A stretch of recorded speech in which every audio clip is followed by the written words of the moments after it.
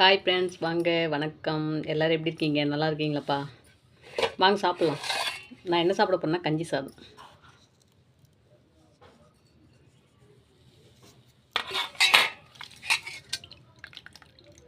கஞ்சி சாதம் சூப்பராக இருக்கும். எனக்கு ரொம்ப பிடிக்கும். இது வந்து பார்த்திங்கன்னா கொலன்னு நைட்டு வந்து கொலன்னு நல்லா வேக வச்சுருந்தேன். இப்போ வந்து சாப்பாடு வடிக்கிறோம் இல்லையா, வடித்ததுக்கப்புறம் கஞ்சி ஊற்றி சாப்பிட்றேன். ஏன்னா மத்தியானத்துக்கு ஒரு நேரம் கஞ்சி ஊற்றி சாப்பிட்லாம், 2 நேரமும் சாப்பிட்டா ஒரு மாதிரி உடம்புல தெம்பு இல்லாத மாதிரி போயிடும்.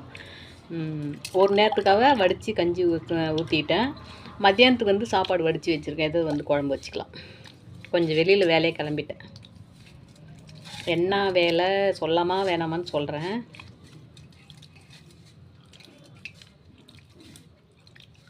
நீங்கள் சாப்பிட்ருக்கீங்களா கஞ்சி சாதம்? உப்பு கம்மியாக இருக்குது.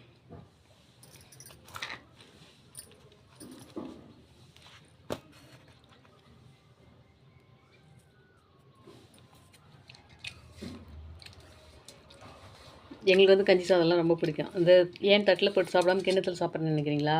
அப்போ தான் கஞ்சி நிறையா இருக்கும் இல்லையா? அங்கே பாருங்கள், கஞ்சி வந்து தட்டில் இருந்தால் நிறையா இந்தமாரி சாப்பிட முடியாது. இதுமாரி கிண்ணத்தில் இருந்தால் தான் குடிக்கிறதுக்கு நல்லாயிருக்கும்.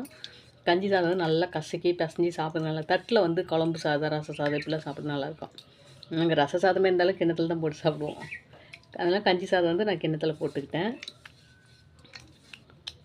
அதாவது கிண்ணத்துலன்னா நிறைய கஞ்சி ஊற்றி சாப்பிட்லாம். தட்டில் கொஞ்சமாக தான், அந்த தட்டுக்கு அளவாக தான் கஞ்சி ஊற்றி சாப்பிட முடியும்.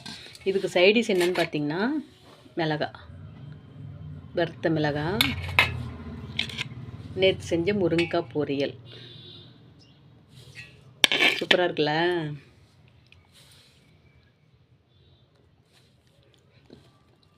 நீங்கள் யாரெல்லாம் கஞ்சி சாதம் சாப்பிட்ருக்கீங்க என்னன்னு தெரியாது. ஆனால் நாங்கள் வந்து அடிக்கடி சாப்பிடுவோம். நிறைய பேர் இருப்பீங்க, நிறைய பேர் சாப்பிட்றவங்க இருப்பீங்க.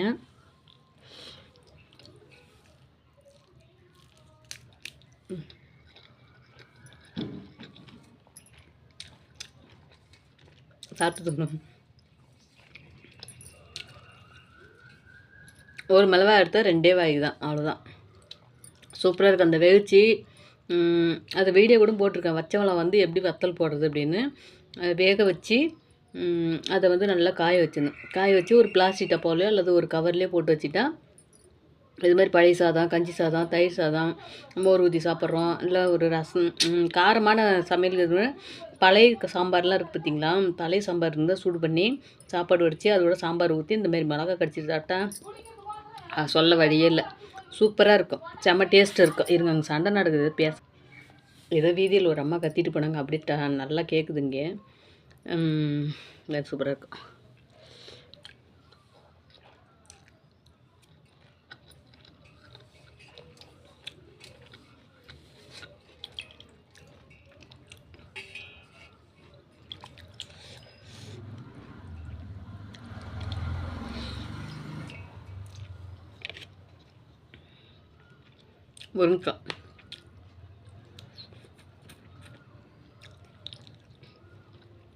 முருங்கைக்காய் பொரியல் பண்ணி சாப்பிட்டா சூப்பராக இருக்கும், செம்ம டேஸ்ட் வரும்.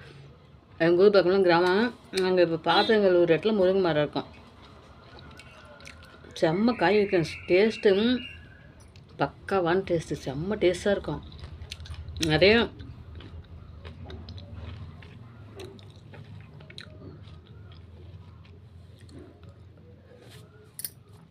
நிறையா வந்துட்டு விற்கலாம் மாட்டோம். யார் வீட்டில் முருங்கைக்காய் காய்ச்சாலும் சரி தான், காசுக்கு வந்து விற்க மாட்டோம். இந்த கிராமத்தில் எங்கள் ஊரில் பொறுத்தளவுக்கு யாரோ ஒருத்தர் தான் விற்பாங்க. இந்த கஞ்ச பீஸ் நிறைய இருக்காங்க பாருங்கள், அவங்க தான் விற்பாங்க. மற்றபடி அவங்களே கூட ஆனால் பக்கத்தில் அக்கம் பக்கத்தில் கொடுத்துட்டு தான் விற்பாங்க. அது ஒரு சிலர் கொஞ்சம் பணம் சேர்த்து வைக்கணுங்கிறக்காக அதுமாரி செய்வாங்க. எங்கள் வீட்டிலலாம் பார்த்திங்கன்னா, எங்கள் வீட்லேயோ இல்லை எங்கள் வீதியிலே எல்லார் வீட்லேயும் சரி தான், நிறைய வீட்டில் முருங்கை மரம் இருக்கும். அவ்வளோ காய் காய்க்கும். யார் எப்போ வேணாலும் வந்து முருங்கைக்கீரை உடச்சிட்டு போகலாம், காய் உடச்சிட்டு போகலாம். அதேமாரி நாங்களுமே முருங்கைக்காய் வந்து கொஞ்சம் எல்லாமே கொஞ்சம் முத்துற பதம் அப்படிங்கும்போது நிறைய காய் அறுத்துருவோம். மரத்தில் இருந்தால் வீணாயிரும் இல்லையா, அறுத்து ஒவ்வொரு வீட்டுக்கும் 4 காய் 5 காய் 6 காயின்னு இப்படி எல்லார் வீட்டுக்கும் நம்ம வீதியே ஃபுல்லாக கொடுத்துருவோம். அதுமாரி எல்லார் வீட்லேயும் யார் வீட்டிலாம் முருங்கைக்காய் இருக்குங்களோ அதுமாரி எல்லார் வீட்டுக்கும் கொடுத்துட்டே வந்துடுவாங்க. அதுமாதிரி மாடு வந்து கன்று போடும் இல்லைங்களா, அப்போ வந்து சீம்பால் கிடைக்கும். அந்த சீம்பாலும் சரி, அந்த வீதி ஃபுல்லாக சொந்தக்காரங்களுக்கு எல்லாருக்குமே இப்போ காலையில் கறக்குது அப்படின்னா, அந்த டைமில் வந்துட்டு அந்த எவ்வளோ பால் இருக்குதோ அவ்வளோ பாலும் ஆளுக்கு 1/2 லிட்டரு கொடுத்துருவாங்க. அதுமாரி சாயங்காலம் கறக்குதுன்னா யாருக்கெல்லாம் கொடுக்கலையோ அவங்களுக்கு 1/2 லிட்டரு கொடுத்துருவாங்க. சீம்பால், முருங்கைக்காய், இது மாதிரி இன்னும் கீரையும் சரி, மற்ற காய்களும் சரி, நிறைய காய்கள் எல்லாமே அவங்க காட்டில் விளையிறதோ இது மாதிரிலாம் எடுத்துகிட்டு வந்தாங்கன்னா அக்கம் பக்கம் அந்த வீதி ஃபுல்லாகவே இப்போ நம்ம ஒருத்தருக்கு ஒருத்தர் பேசி பழகிறோம் இல்லையா, சொந்தக்காரங்கன்ற முறையிலையும் அப்புறம் ஒருத்தருக்கு ஒருத்தர் பேசி பழகுன்ற முறையிலையும் எல்லாருக்குமே கொடுப்பாங்க. சூப்பராக இருக்கும் இந்த கிராமத்து வாழ்க்கை.